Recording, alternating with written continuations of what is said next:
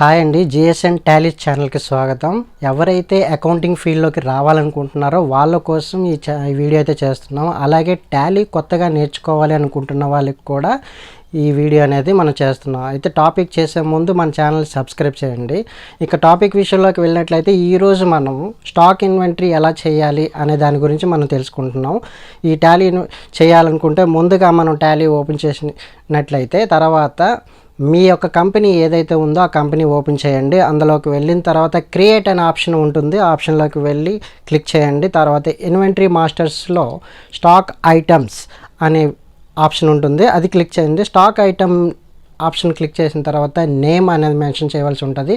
Name దగ్గర మీ stock item name ఏదైతే ఉంటుందో అది మెన్షన్ చేయండి. దాని కింద అండర్లో స్టాక్ గ్రూప్ నేమ్ అక్కడే క్రియేట్ చేసుకోవచ్చు, లేదంటే గ్రూప్ నేమ్ ఆప్షన్లోకి కూడా వెళ్ళి నేర్చుకోవచ్చు. ఇక్కడ డైరెక్ట్గా చేయాలి అంటే ఇక్కడ క్రియేట్ ఆప్షన్ రైట్ సైడ్లో ఉంటుంది, అది క్లిక్ చేసినట్లయితే గ్రూప్ నేమ్ అనేది అక్కడ మళ్ళీ సేమ్ గ్రూప్ నేము అండర్ ప్రైమరీలో పెట్టండి. ప్రైమరీలో పెట్టిన తర్వాత గ్రూప్ నేమ్ అనేది క్రియేట్ అవుతుంది. ఆ తర్వాత స్టాక్ ఐటమ్ ఏదైతే ఉందో దాని యూనిట్స్ అనేవి యూనిట్ క్వాంటిటీ కోడ్ అనేది మనకు ఉంటుంది. ఆ క్వాంటిటీ కోడ్ అనేది నెంబర్స్ అవ్వచ్చు, కేజీస్ అవ్వచ్చు, మనం తీసుకున్న ప్రోడక్ట్ బట్టి అది మెటీరియల్ ఏదైతే ఉందో దాన్ని నెంబర్స్లోని పీసెస్లో కానీ మార్చుకొని మనం యూనిట్స్ ఏదైతే ఉందో అది మనం మెన్షన్ చేయవలసి ఉంటుంది. ఇప్పుడు ప్రజెంట్ నేను అయితే నెంబర్స్ అని ఇస్తున్నాను కాబట్టి నెంబర్స్ అనేది నేను మెన్షన్ చేస్తున్నాను. కింద డెసిమల్ డిజిట్స్ అనేవి 2 డిజిట్స్ అనేవి మెన్షన్ చేసుకోండి. తర్వాత మనకు నెక్స్ట్ జిఎస్టీ అప్లికబుల్ అనే ఆప్షన్ వస్తుంది. జిఎస్టీ అప్లికబుల్ ఆప్షన్లో జిఎస్టీ డీటెయిల్స్ దగ్గర మీరు ఎస్ అంటే ఓకే చేసినట్లయితే అక్కడ హెచ్ఎస్ఎన్ కోడ్ అనేది మెన్షన్ చేయవలసి ఉంటుంది. కంపల్సరీ 6 to 8 డిజిట్స్ ఉండేటట్టు చూసుకోండి. తర్వాత ట్యాక్సిబిలిటీ అనే దగ్గర ఆప్షన్లో ట్యాక్సిబుల్ అనేది మనం ఆప్షన్ సెలెక్ట్ చేసుకోవాల్సి ఉంటుంది.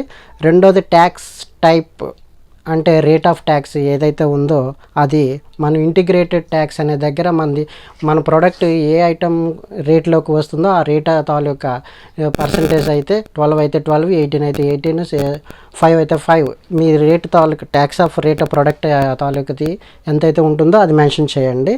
అలా చేసినట్లయితే మనకి ఆటోమేటిక్గా జిఎస్టీ ఎస్జిఎస్టీ ఆటోమేటిక్గా కనిపిస్తాయి. అక్కడి నుంచి యాక్సెప్ట్ చేయండి.